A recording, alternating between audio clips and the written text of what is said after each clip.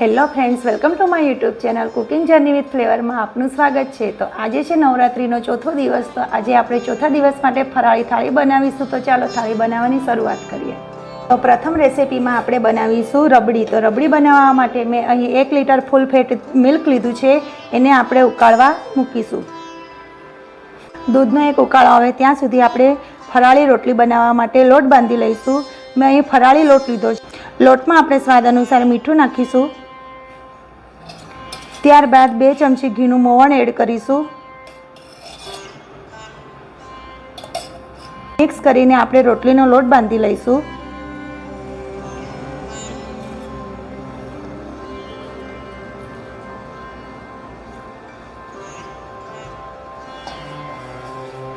રોટલીનો લોટ મેં બાંધી લીધો છે। હવે આ લોટને આપણે 20 થી 30 મિનિટ રેસ્ટ આપીશું। અહીં દૂધનો એક ઉકાળો પણ આવી ગયો છે, એમાં આપણે 5 થી 7 તાતણા કેસરના એડ કરીશું અને મિક્સ કરીને આપણે દૂધને હવે 15 થી 20 મિનિટ સુધી ઉકળવા દઈશું। વચ્ચે વચ્ચે આપણે દૂધને હલાવતા રહીશું। દૂધ ઉકળે છે ત્યાં સુધી આપણે અહીં ભીંડાનું શાક બનાવી લઈશું। પેનને આપણે ગરમ થવા દઈશું। પેન ગરમ થઈ ગયું છે, એમાં આપણે 3 થી 4 ચમચી તેલ એડ કરીશું। તેલ ગરમ થઈ ગયું છે, એમાં આપણે જીરું એડ કરીશું। આપણે ભીંડા એડ કરીશું। ભીંડાને મેં ધોઈ અને આ રીતના સમારી લીધા છે, એ એડ કરીશું।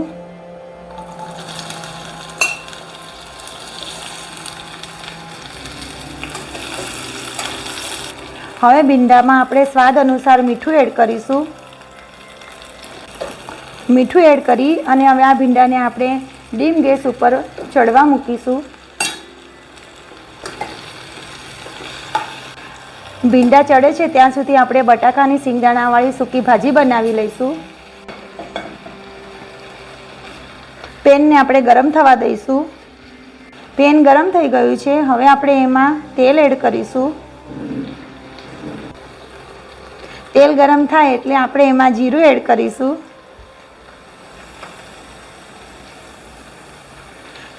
ત્યારબાદ આપણે લીલા મરચાં એડ કરીશું।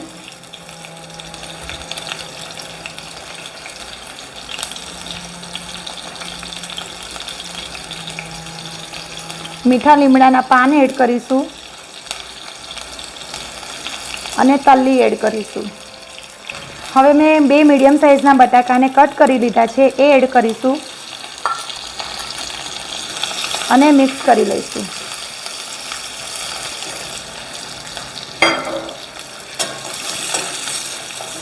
ત્યારબાદ આપણે અડધી ચમચી લાલ મરચું એડ કરીશું। સ્વાદ અનુસાર મીઠું એડ કરીશું અને મિક્સ કરી લઈશું।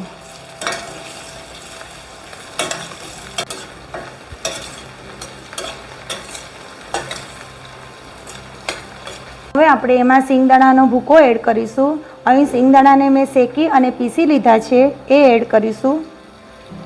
આપણે અડધો ભૂકો એડ કરીશું, અડધું ભીંડાના શાક માટે મૂકીશું અને મિક્સ કરી લઈશું।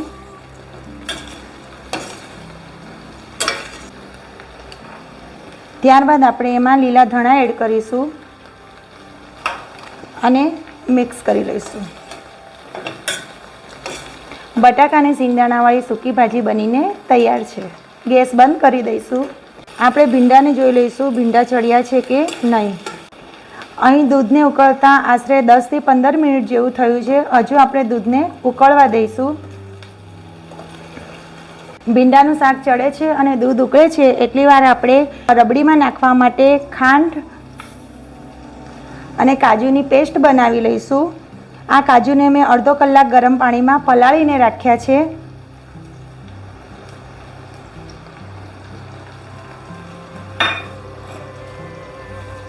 થોડું પાણી એડ કરીશું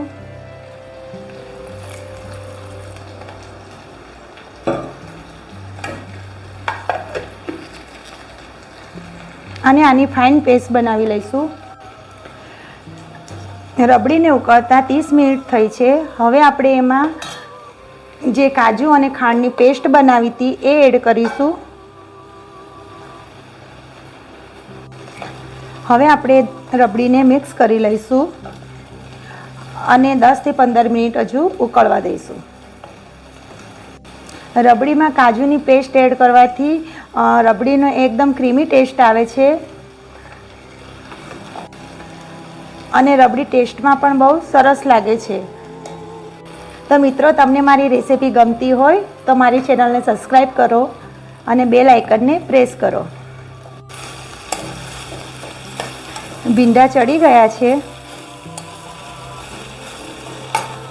હવે આપણે એમાં લાલ મરચું એડ કરીશું અને મિક્સ કરી લઈશું.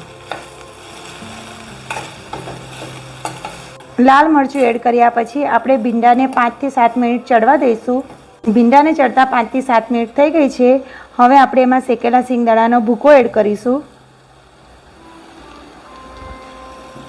અને મિક્સ કરી લઈશું. 2 થી 3 મિનિટ આપણે શાકને થવા દઈશું. ભીંડાનું શાક બની ગયું છે.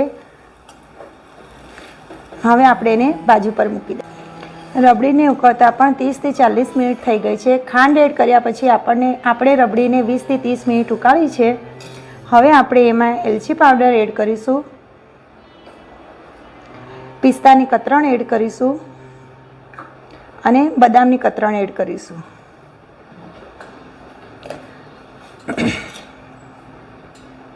રબડી બની ગઈ છે. હવે આપણે ગેસ બંધ કરી દઈશું અને રબડીને બાજુ પર મૂકી દઈશું.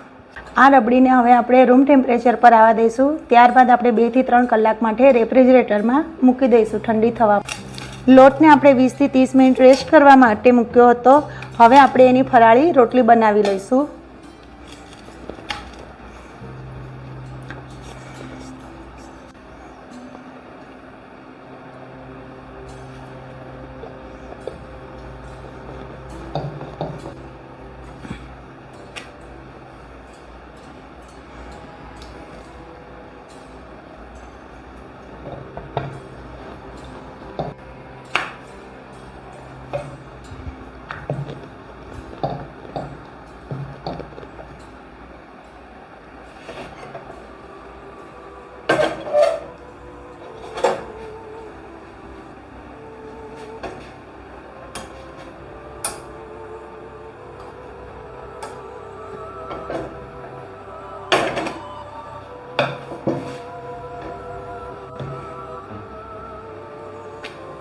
રોટલી પર ઘી લગાવી લઈશું.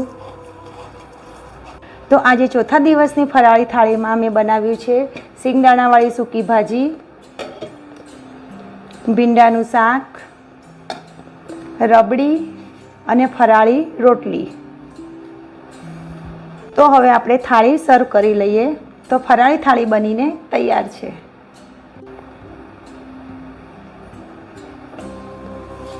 જો તમને મારી આ રેસિપી ગમી હોય તો મારી ચેનલને લાઇક કરો, શેર કરો, સબસ્ક્રાઈબ કરો અને બેલ આઇકનને પ્રેસ કરો કે જેથી તમને મારી આવી અવનવી રેસિપી જોવા મળે. તો ફરીથી મળીશું આવા એક નવા જ વિડીયોમાં. Bye bye.